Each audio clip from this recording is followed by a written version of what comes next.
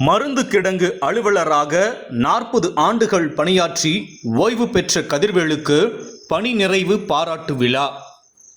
தருமபுரி மாவட்ட மருந்து சேவை கழகம் துறையில் மாவட்ட மருந்து கிடங்கு அலுவலராக 40 ஆண்டுகள் பணியாற்றி ஓய்வு பெற்ற கதிர்வேலு பாராட்டு விழா, பணி நிறைவு பாராட்டு விழா தருமபுரியில் நடந்தது. நிகழ்ச்சிக்கு மாவட்ட மருந்து கிடங்கு அலுவலர் ரிஸ்வான் தலைமை வகித்தார். நிகழ்ச்சியில் மருத்துவக் கல்லூரி அலுவலர்கள், மருந்து கிடங்கு அலுவலர்கள், தலைமை மருந்தாளுநர்கள் மற்றும் மருந்தாளுநர்கள், உறவினர்கள், நண்பர்கள் கலந்து கொண்டு பாராட்டி வாழ்த்து தெரிவித்தனர். இறுதியில் கதிர்வேலு ஏற்புரையேற்று நன்றி கூறினார். மறைந்த காலத்தில் கிருஷ்ணவர் அவர்களுக்கு நான் நினைவு விரும்புகிறேன். அடுத்து என் தாயார், என்னுடைய சகோதரன், என்னுடைய தந்தை வழி சொந்தங்கள், தாய் வழி சொந்தங்கள் அனைவரும் என்னுடைய அழைப்பை எடுத்து இங்கு வருகிறார்கள். அடுத்ததாக என்னுடைய மனைவி என்பவர் இன்னொரு தாய், ஏன்னா பூமாதேவின்னு சொல்லுவாங்க. சில நேரத்தில் நம்ம கஷ்டங்கள் எவ்வளவு பிரச்சனைகள் இருந்தாலும் தாங்கக்கூடிய ஒரு பூமாதேவி தான் சொல்லுவாங்க. மனைவி இன்னொரு தாய் அவங்க, அவனையும் நான் உண்மையிலே நான் பாராட்டுறேன். என்னுடைய 2 பிள்ளைகள் எனக்கு வலது இடதாக எனக்கு ஒரு ஆலமரத்தில் விடுதலை போல இருக்கிற என் பிள்ளைகளையும் என்னை சில நேரத்தில் அவங்களோட வழிநடத்துவாங்க. அந்த மாதிரி ஒரு சூழ்நிலை எனக்கு சந்தோஷமான ஒரு நிகழ்வு தான் எனக்கு. அடுத்ததாக என்னுடைய இன்னும் சொல்ல போனால் என்னுடைய பிள்ளைகள் படிக்கிற காலத்தில் சில பிரச்சனைகள் வந்தது. அந்த பிரச்சனைகளின் போது என்னுடைய மனைவியுடைய அண்ணன் தம்பிகள் 2 பேருமே நான் தத்தளித்து கொண்டு இருக்கிற காலத்தில் நான் உங்களை கரை சேர்த்துக்கிறேன், அவனை எங்களுக்கு ஆறுதல் கூறேன், எங்களை கரை சேர்த்துக்கிறேன். அவங்களுக்கு நன்றி. மற்றும் இங்கு வந்திருக்கிற அனைவர்களுக்கும் என்னை மனமார்ந்த நன்றியை தெரிவித்துக் கொண்டு விடைபெறுகிறேன். நன்றி. யோகசுந்தரம், நான் துணை ஆட்சியராக இருந்து ஓய்வு பெற்றிருக்கிறேன். நண்பர் கதிர்வேல் எனக்கு நீண்ட கால பழக்கம், பல ஆண்டுகள். நாங்களாம் திருப்பத்தூர்ல ஒன்னா இருக்கிறோம். ரொம்ப ஓப்பன் மைண்டடா இருப்பாரு, சிரித்த முகத்தோட இருப்பாருங்க. நாங்க 4 பேர் சேர்ந்துக்கோம்னா எங்ககிட்ட சிரிப்பு வருதுன்னா அதுக்கு அவர் ஒரு முக்கியமான காரணமா இருப்பாரு. அந்த அளவுக்கு எங்களை எப்பொழுதுமே நன்றாக வைத்திருந்தார். முக்கியமா வாழ்க்கையில குழந்தை பருவம் இருக்கும், என்ன நடக்குதுன்னே தெரியாது நமக்கு. அடுத்து பிள்ளை பருவம் வரும், அதுல என்ன நடக்குதுன்னு தெரியாது, சந்தோஷமா இருக்கும். அடுத்து பாத்தீங்கன்னா ஒரு விடலை பருவம் வரும், அங்க நாம ரொம்ப ஜாலியா இருப்போம். அதுக்கப்புறம் பொறுப்பு பருவம், அந்த பொறுப்பு பருவத்துல எப்படி இருக்கணும்னா குடும்பத்தை பார்த்துக்கணும், பிள்ளைகளை பார்க்கணும், எல்லாரையும் வளர்க்கணும், எல்லா ஸ்டேஜையும் தாண்டி வரணும். அதெல்லாம் முடிச்சுட்டு இப்ப கடைசியா நமக்கு முதியோர் பருவம். இந்த முதியோரை நம்ம 60 வயதை தாண்டி வரும் பொழுது இங்க நமக்கு தேவையானது 2 விஷயம் தான் சார். நான் ஓய்வு பெற்ற பிறகு நான் உணர்ந்ததை சொல்றேன். நீங்க எல்லாருமே வீட்டில் இருக்கிறீங்க, இருந்தாலும் நான் ஓய்வு பெற்ற பிறகு நான் உணர்ந்த 2 விஷயம். ஒண்ணு மகிழ்ச்சி வேணும், அதே நேரத்தில் நிம்மதி வேணும். மகிழ்ச்சி நிம்மதி வெவ்வேறு, 2 ஒண்ணு கிடையாது. நான் மகிழ்ச்சியா இருக்கிறேன் அப்படின்னா நிம்மதியா இருக்கிறேன்னு கிடையாது. அந்த நேரத்தில் மகிழ்ச்சியா இருப்பேன், ஆனா நிம்மதியா இருக்க மாட்டேன்.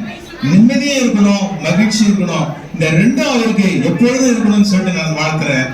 அருட்பேராக்கள் கருணையினால் உடல் நலம், நீலாயுள், நிறை செல்வம், உயர்ப்புகள், மெய்ஞானம், குடும்ப நலம், தொழில் நலம், மனநலம் அனைத்தும் பெற்று அவர் நீரோடு வாழ வேண்டும்.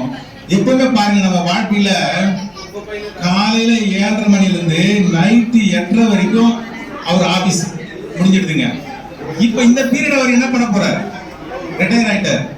இந்த பீரியட அவர் எப்படி செலவு பண்ண போறாரு அப்படிங்கிறதுல அவருடைய மகிழ்ச்சி நிம்மதி இருக்க போகுது. அதை அவர் இன்னும் நன்றாக அதை உணர்ந்து நல்லா இன்னும் தன்னுடைய வாழ்க்கையை மேம்படுத்திக் கொள்ள வேண்டும் என்று வாழ்த்தி நான் விடைபெற்றுக் கொள்கிறேன். நன்றி, வணக்கம்.